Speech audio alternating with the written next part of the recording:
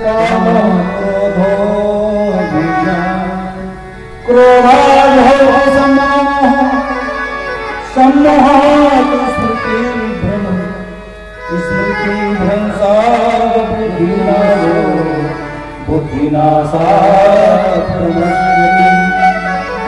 क्रोध लोभ सब नाथ नरक के पंख सब परिहर रघुवीर भजहु भजहि यही तन।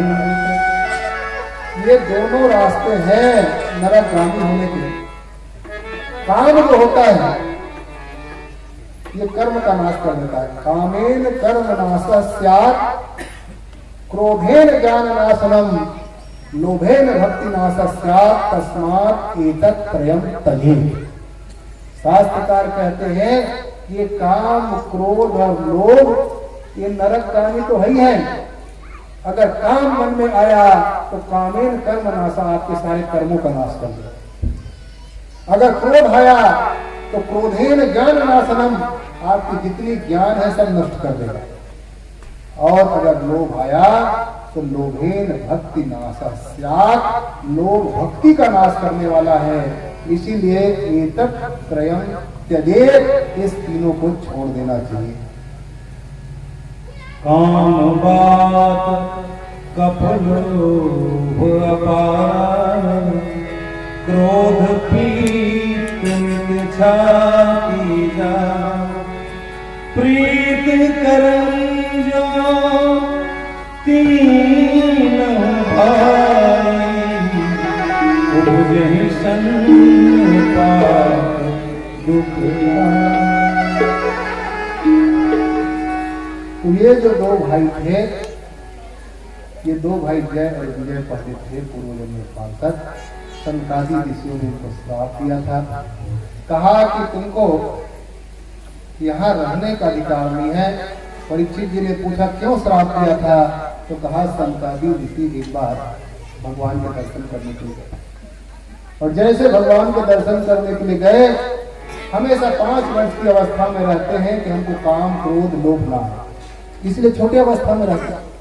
पर जैसे ही एक बार गए नारायण का जप करते हुए, तो जय विजय द्वारपालों ने रोक दिया। कहते हैं भगवान के दर्शन के लिए कई दरवाजे बनाए गए, और 7वां पार करके जब 8वां में पहुंचते हैं तब भगवान का दर्शन होता है।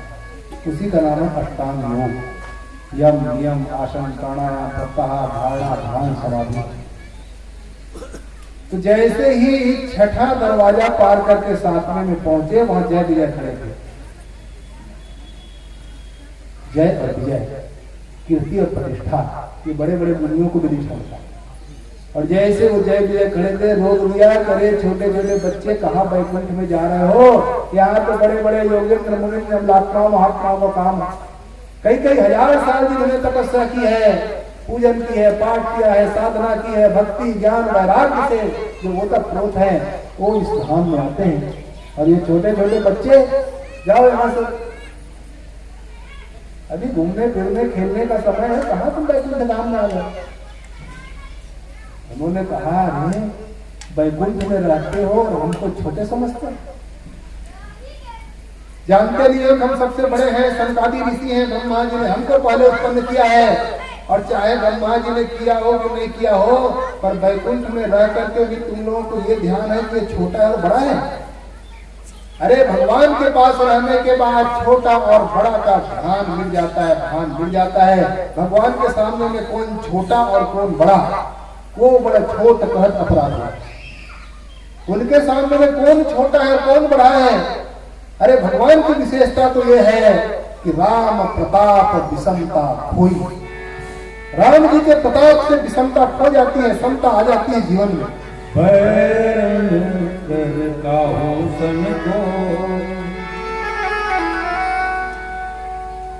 किसी से कोई बैर नहीं रखता भगवान के पास रहने पर। भगवान का कोई बैरी नहीं, निर्वैरी है भगवान।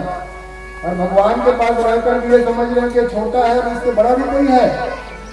जहाँ पे भेद बुद्धि वाले लोग रहते हैं, जाओ मैं आप लोगों को श्राप देता हूँ, तब धर्मणाम निष्ठाम विषम स्वभाव है।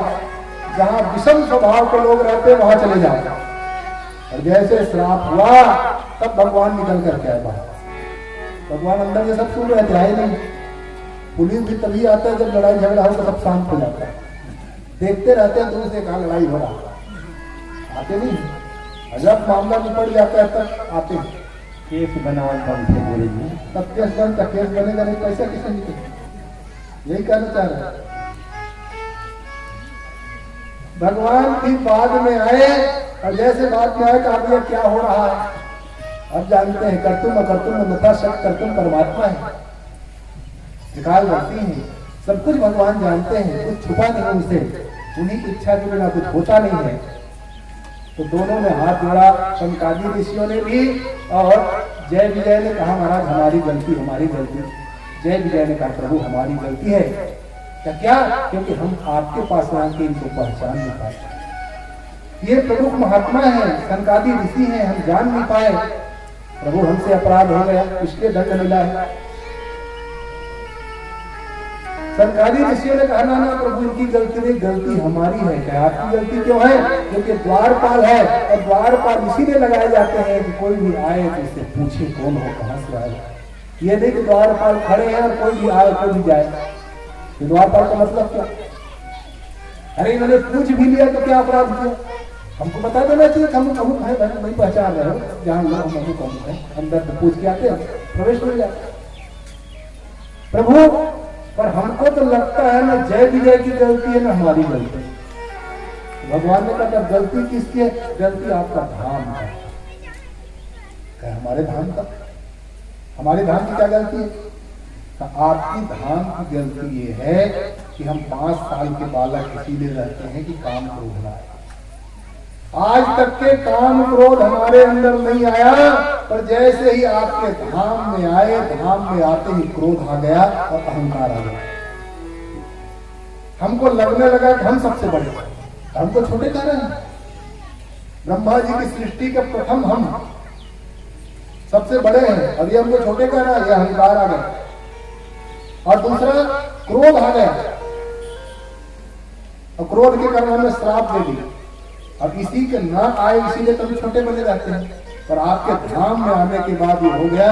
इसका मतलब है कि आपकी धाम में कोई कोई गड़बड़ी है।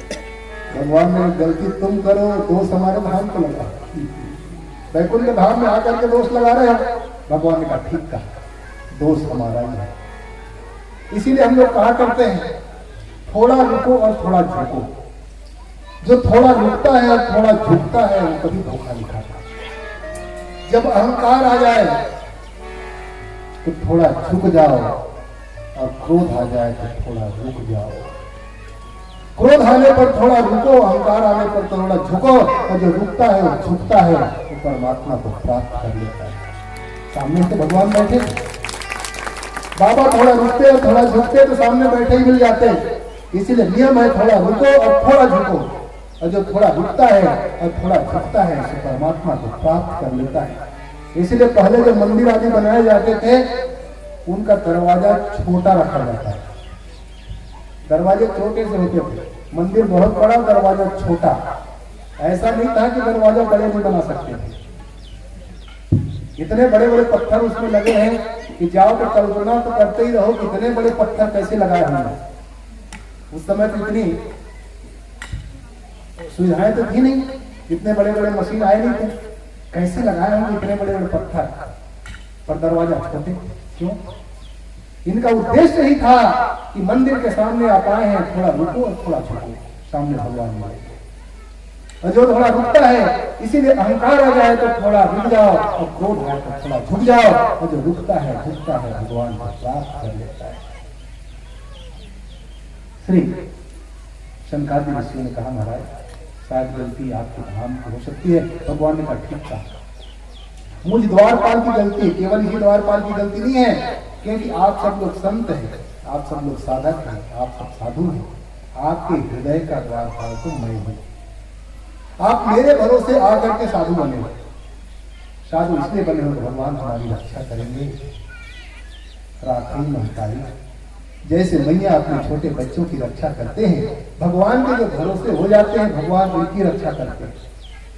मैं आपके हृदय का द्वारपाल हूं और मेरे जैसे द्वारपाल के होते हुए हे महात्मा आपके हृदय से काम और क्रोध निकल आया, अहंकार निकल गया। वो अहंकार प्रवेश कैसे कर गया, क्रोध आया कैसे? मेरे जैसे द्वारपाल के रखते हुए। इसलिए मुझ द्वारपाल की गलती है कि आपके हृदय में अहंकार और क्रोध आया। इसलिए श्राप मुझको भी मिलनी चाहिए। तब तक के वो जय विजय ने प्रार्थना की कि प्रभु श्राप तो मिल गया। सनकादिक ऋषि ने कहा महाराज श्राप मुक्त कर दो। भगवान ने कहा ना, गलती की है तो गलती की सजा मिलनी चाहिए। एक बार इन्होंने लक्ष्मी का भी अपराध किया था, उस समय मैंने दंड नहीं दिया था। आज मेरी प्रेरणा से ही इनको दंड मिला है। सनकादिक ऋषियों के कहने पर उन्होंने क्षमा नहीं की। भगवान ने जय विजय ने कहा महाराज जो लोग इन्होंने कहा है तद धर्मिणाम निवस्ताम विषम स्वभाव, जहाँ विषम स्वभाव के लोग रहेंगे वहां चले जाओ। इन्होंने कहा है हम जरूर जाएंगे, पर हमारी दो शर्तें हैं। हमारी मांग पूरी कर दो, हम चले जाएंगे। भगवान ने कहा क्या मांग है आपकी? अब पहला शर्त तो यह है सरकार कि जैसे ही हम जाएंगे यहां से आपका लोक छोड़ेंगे, फिर हमको पता है कि आपके लोक को वापस नहीं आता है। एक बार जाने के बाद फिर आपके लोक में आना कठिन है। इतना चक्कर है, धन चक्कर, उस 84 के चक्कर में भटकते रहेंगे, फिर ये लोक नहीं मिलने वाला। तो पहला शर्त ये है जैसे हम यहाँ से भटक के जाएं तो लेने के लिए आपको आना पड़ेगा। अगर आप शर्त स्वीकार करें तो जाएंगे, नहीं तो चल समझी चल हल्ला बोल, हम यही धरना प्रदर्शन करेंगे, हम जाएंगे नहीं। आप संकल्प करो कि लेने के लिए मैं जाऊंगा। भगवान ने कहा श्राप तेरे मुंह में जाऊंगा मैं। हमने कहा प्रभु जाना पड़ेगा। बेटा तो धोखे में गिर जाता है, गड्ढे में, अनजान होता है, अबोध होता है। अबोध बालक गड्ढे में गिर जाता है, उनको कोई जानकारी नहीं होती। पर जो माता पिता होते हैं जानबूझ करके गड्ढे में जाते हैं कि बेटा को मैं कैसे बचाऊं। आप तो जगत के माता पिता हैं, सर्वज्ञ हैं।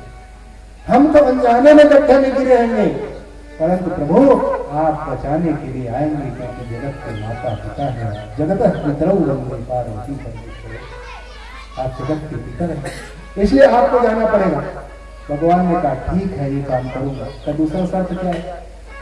दूसरा शर्त यह है कि हम जहां रहें, जिस योनि में रहे, जिस वेशभूषा में रहे, जिस संस्कार में रहे, कोई फर्क नहीं पड़ता, परंतु एक बात रहे, जहां रहे, जैसे रहे, जिस रंग में, जिस ढंग में, जिस वेश में, आपका नाम कभी न भूले। भले ही वैर भाव से लें, भले ही प्रेम से लें, खेल ठट्ठा में लें, जैसे लें, पर आपका नाम हम कभी न भूले। अगर ये आशीर्वाद दोगे तब हम जाएंगे। दोनों शर्त मानना पड़ेगा, लेने के लिए जाना पड़ेगा। जब तक कि हम रहेंगे आपके नाम को कभी न भूले। अगर ऐसा आशीर्वाद देंगे तो हम नीचे जाएंगे, नहीं तो यहाँ को छोड़ करके नहीं जाने वाले हैं। कोई भगा भी नहीं सकता, बिल्कुल भी नहीं रहेगा। जिस देश में परदेश में रहो, राधा रमन राधा रमन राधा रमन,